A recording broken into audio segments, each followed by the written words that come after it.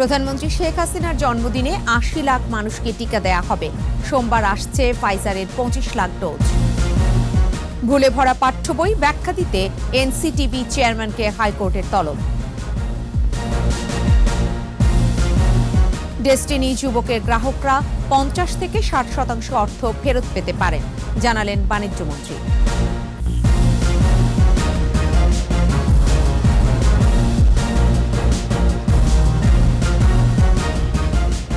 শুনছিলেন first security ইসলামী bank limited সংবাদ শিরোনাম। প্রত্যেকে আমন্ত্রণ জানাচ্ছি রাত ৯টার ২১ সংবাদের সাথে রয়েছি আমি ফেরদৌসী আহমেদ। দর্শক, ২১ টেলিভিশনের সংবাদ একই সাথে সরাসরি দেখতে পাবেন আমাদের ফেসবুক পেজ www.facebook.com/2124 অনলাইনে। প্রধানমন্ত্রী শেখ হাসিনার জন্মদিন উপলক্ষে ২৮ সেপ্টেম্বর শুরু হচ্ছে গণ টিকাদান কর্মসূচি।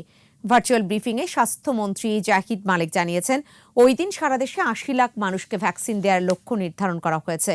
এনআইডি এবং ভ্যাকসিন কার্ডের মাধ্যমে প্রথম ডোজ টিকা নেওয়া যাবে। এদিকে সোমবার আসছে ফাইজারের আরও ২৫ লাখ ডোজ ভ্যাকসিন। বাকিটা জানাচ্ছেন স্মৃতি মণ্ডল। করোনা সংক্রমণ মোকাবেলায় দেশের ৮০% জনগোষ্ঠীকে টিকার আওতায় আনতে বিভিন্ন উৎস থেকে টিকা সংগ্রহ এবং ভ্যাকসিনেশন কার্যক্রম অব্যাহত রেখেছে সরকার। দেশে এ পর্যন্ত টিকা এসেছে ৫,৫২,০০,০০০ ডোজ। এর মধ্যে প্রথম ডোজ টিকা নিয়েছেন ২,৪২,০০,০০০ এবং ২ ডোজই সম্পন্ন করেছেন ১,৬০,০০,০০০ মানুষ। টিকা অবশিষ্ট আছে ১.৫ কোটির মতো। ভার্চুয়াল সংবাদ সম্মেলনে স্বাস্থ্যমন্ত্রী জাহিদ মালেক বলেন, ২৮ সেপ্টেম্বর প্রধানমন্ত্রীর জন্মদিনে সারা দেশে টিকা ক্যাম্পেইনের মাধ্যমে ৮০ লাখ ভ্যাকসিন দেওয়ার লক্ষ্য ধরা হয়েছে। আমাদের মাননীয় প্রধানমন্ত্রীর জন্মদিনও ২৮ তারিখে, তো সেই জন্য এই ক্যাম্পেইনটি আমরা শুরু করছি ২৮ তারিখে এবং আমাদের ইনশাআল্লাহ লক্ষ্য অর্জন হবে। ক্যাম্পেইনের পূর্বে যে রেজিস্ট্রেশন যারা করেছে ২৫ বছর ঊর্ধ্বে এবং এসএমএস এর যারা পাবেন তারা ৪০ ঊর্ধ্বে জনগোষ্ঠীকে অগ্রাধিকার দেওয়া হবে। জাতীয় পরিচয় পত্র এবং ভ্যাকসিন কার্ড নিয়ে আসলেও আমরা ভ্যাকসিন দেব। ৪,৬০০ ইউনিয়ন পরিষদ, ১,০৫৩টি পৌরসভা ও সিটি কর্পোরেশনের ৪৪৩টি ওয়ার্ডের নির্ধারিত বুথে সকাল ৯টা থেকে চলবে টিকা কার্যক্রম। নিবন্ধনের পর অপেক্ষায় থাকা ব্যক্তিরা অগ্রাধিকার পাবেন। প্রায় ৮০,০০০ লোক এখানে টিকা দিবে। প্রতিটি ইউনিয়নে ৩টি বুথ করা হচ্ছে, পৌরসভা ১টি বুথ এবং সিটি কর্পোরেশনও 3টি বুথ করা হয়েছে। যেটা আমাদের লক্ষ্যমাত্রা আছে, সেই লক্ষ্যমাত্রা অর্জন হবে না সে পর্যন্ত ভ্যাকসিন কার্যক্রম ওই দিন চলমান থাকবে। গর্ভবতী ও স্তনদানকারী মায়েরা ওই দিন টিকা পাবেন না। আগামী মাসে দেয়া হবে ক্যাম্পেইনের দ্বিতীয় ডোজ। রুটিন ক্যাম্পেইন ইপিআই, যেটা ইপিআই এর মাধ্যমে। স্মৃতি মণ্ডল, ২১ টেলিভিশন, ঢাকা। করোনায় ২৪ ঘণ্টায় আরও ২১ জনের মৃত্যু হয়েছে। মৃতের সংখ্যা বেড়ে হয়েছে ২৭,৪১৪। স্বাস্থ্য অধিদপ্তরের সর্বশেষ তথ্য বলছে ৮২০টি ল্যাবে ২২,২২১টি নমুনা পরীক্ষায় শনাক্ত ৯৮০। মোট শনাক্ত ১৫,৫১,৩৫১। নতুন ১,৩১২ জন সহ সুস্থ মানুষের সংখ্যা ১৫,১১,৪৭৯। পরীক্ষার বিপরীতে দৈনিক সংক্রমণ হার কমে হয়েছে ৪.৪১%। সুস্থতা ৯৭%-এর বেশি এবং মৃত্যুহার ১.৭৭%। এ পর্যন্ত দেশে করোনা পরীক্ষা হয়েছে ৯৬ লাখের বেশি।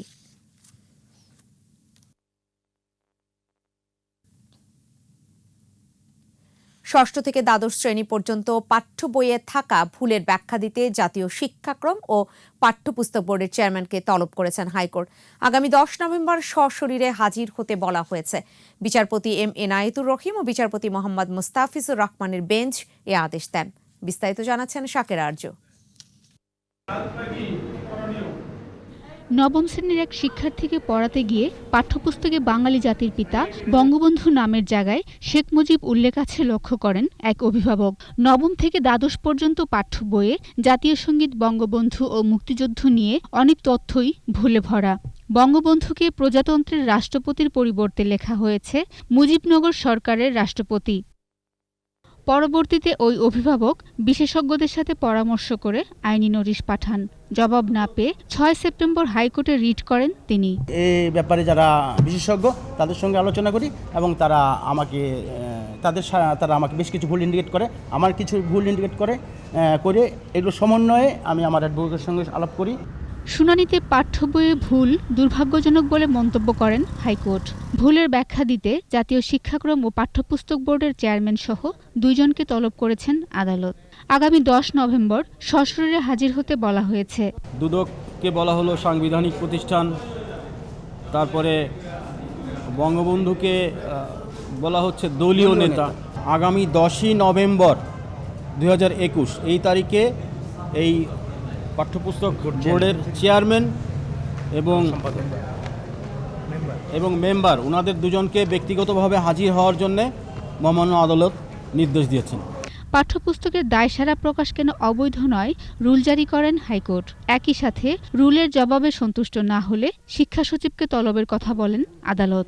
10 তারিখে তারা হাজির হয়ে যে জবাবটা দিবেন সেটা যদি সন্তোষজনক না হয় তাহলে তিনি হয়তো ওই শিক্ষা মন্ত্রণালয়ের সচিব মহোদয়কে ডাকবেন। এটা কেন হয়েছে এবং যারা প্রতীয়মান হয়েছে কাগজপত্র দিয়ে মামলা আর্জির সাথে যে কাগজপত্র ছিল আমরা এটা বলেছি যে অবশ্যই এটা তদন্ত করা দরকার এবং তাদেরকে ব্যাখ্যা চাওয়া দরকার। কারণ মহান জাতির পিতা ওনাকে নিয়ে যদি তথ্য বিকৃতি হয়। পাঠ্যপুস্তকে মুক্তিযুদ্ধ নিয়ে ভুল তথ্য মেনে নেওয়া যায় না বলে শুনানিতে তুলে ধরেন রাষ্ট্রপক্ষ। শাকেরা আরজু, 21 টেলিভিশন, ঢাকা। প্রতারণার শিকার ডেস্টিনি ও যুবকের গ্রাহকরা অন্তত 50 থেকে 60% অর্থ ফেরত পেতে পারেন বলে জানিয়েছেন বাণিজ্যমন্ত্রী টিপু মুনশি। কিছু প্রতিষ্ঠানের অতি মুনাফার চক্করে গোটা ই-কমার্স খাত ক্ষতিগ্রস্ত হলেও এই বিপর্যয় কাটিয়ে ওঠা সম্ভব হবে বলে আশা প্রকাশ করেছেন তিনি।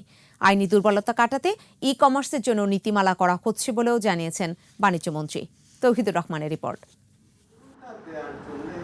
বাংলাদেশ প্রতিযোগিতা কমিশন ও ইকোনমিক রিপোর্টার্স ফোরাম ইআরএফ আয়োজিত এই কর্মশালা, এতে বাণিজ্যমন্ত্রী ই কমার্স খাতের প্রতারণা থেকে বাঁচতে সবাইকে সচেতন হওয়ার তাগিদ দেন। ব্যবসায়ী নৈরাজ্য বন্ধ সহ প্রতিযোগিতাপূর্ণ পরিবেশ নিশ্চিত করতে আইন তৈরি হচ্ছে বলেও জানান তিনি।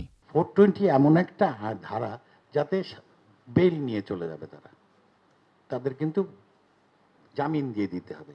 এই জন্য আইনেরও বদলের কথা বলা হয়েছে। আমরা আইনমন্ত্রীকেও বলেছি সমস্যা আমরা হয়েছে সবাই মিলে, আপনারা দেখাচ্ছেন, আমরাও চেষ্টা করছি তো একটা আইনের একটা বিধিমালা করা যায়। এই 4-5টা বা 10টা বা 20টা কোম্পানির জন্য 30,000 এই সবাইকে আমরা কিন্তু বিপদে ফেলতে চাই না। ডেস্টিনি ও যুবকের অনেক সম্পদ রয়েছে। এই সম্পদ বিক্রি করলে যে টাকা পাওয়া যাবে তা দিয়ে প্রতারিত হওয়া গ্রাহকদের অর্ধেক টাকা পরিশোধ করা সম্ভব বলেও জানান বাণিজ্যমন্ত্রী। তাদের যে সম্পদ রয়েছে সেই সম্পদের দাম অ্যাপ্রিসিয়েট হয়েছে, অনেক বেশি বেড়েছে।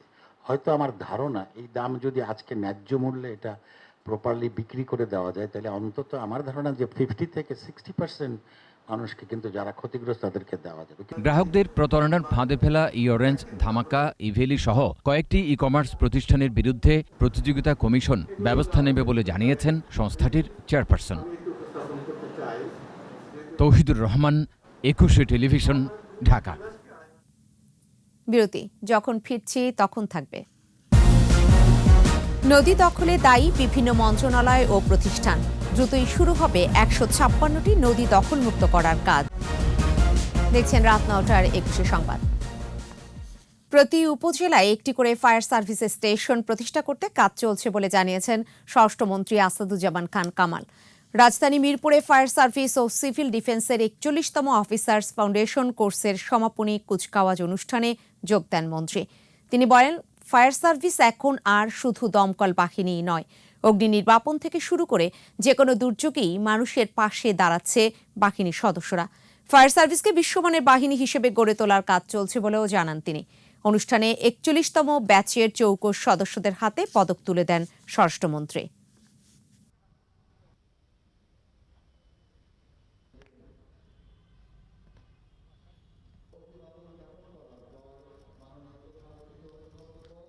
আমরা প্রত্যেকটা উপজেলায় একটি করে ফায়ার সার্ভিস স্টেশন জন্য তৈরি করার জন্য কাজ করে যাচ্ছি এবং এটা আমরা প্রায় কাছাকাছি এসে গিয়েছি।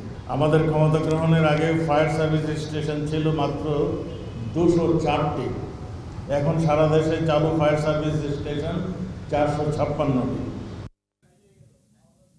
156টি নদী দখলমুক্ত করার কাজ দ্রুতই শুরু হবে।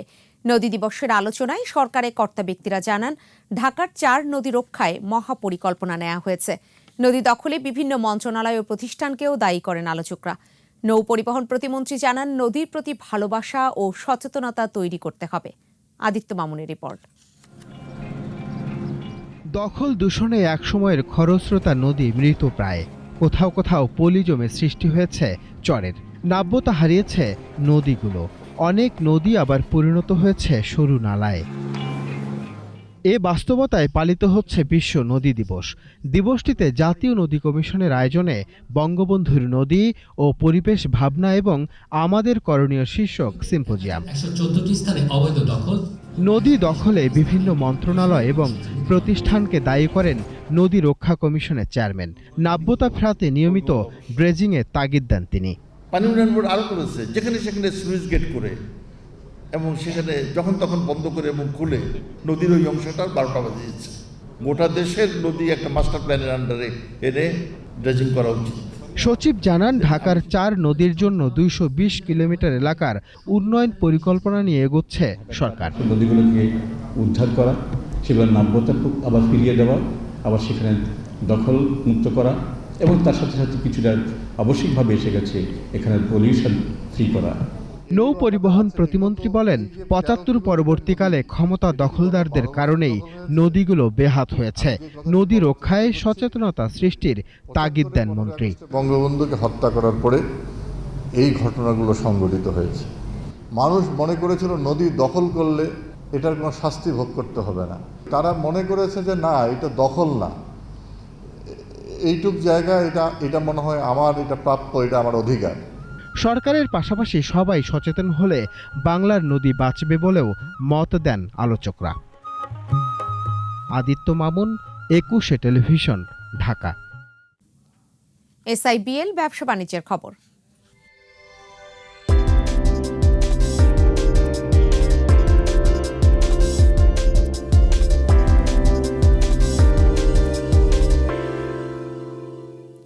নেসলে বাংলাদেশ লিমিটেডের পক্ষ থেকে গাজীপুরে বিভিন্ন স্কুলে মাইলোর ব্র্যান্ড অ্যাম্বাসেডর হিসেবে ক্রিকেট সামগ্রী উপহার দেন জাতীয় ক্রিকেট দলের ক্যাপ্টেন তামিম ইকবাল। নেসলে বাংলাদেশ লিমিটেডের ব্র্যান্ড মাইলোর ক্রিকেট সামগ্রী বিতরণ অনুষ্ঠিত হয় ফর্টিস স্পোর্টস ক্লাব মাঠে। অনুষ্ঠানে ক্রিকেটার তামিম ইকবাল ছাড়াও আরও উপস্থিত ছিলেন গাজীপুরের বিভিন্ন স্কুল কর্তৃপক্ষ। অনুষ্ঠানে ক্রিকেট সামগ্রী বিতরণের পাশাপাশি নতুন পণ্য মাইলো 3-in-1 এর বাজারজাতকরণের ঘোষণা দেওয়া হয়। বিশ্বের 187টি দেশে 154 বছরেরও বেশি সময় ধরে সেবা দিয়ে যাচ্ছে নেসলে।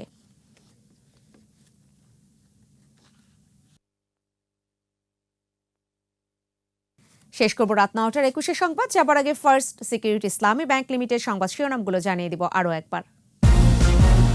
প্রধানমন্ত্রী শেখ হাসিনার জন্মদিনে 80 লাখ মানুষকে টিকা দেয়া হবে। সোমবার আসছে ফাইজারের 25 লাখ ডোজ। ভুলে ভরা পাঠ্য বই ব্যাখ্যা দিতে এনসিটিভি চেয়ারম্যানকে হাইকোর্টের তলব। ডেস্টিনি যুবকের গ্রাহকরা 50 থেকে 60% অর্থ ফেরত পেতে পারেন, জানালেন বাণিজ্যমন্ত্রী।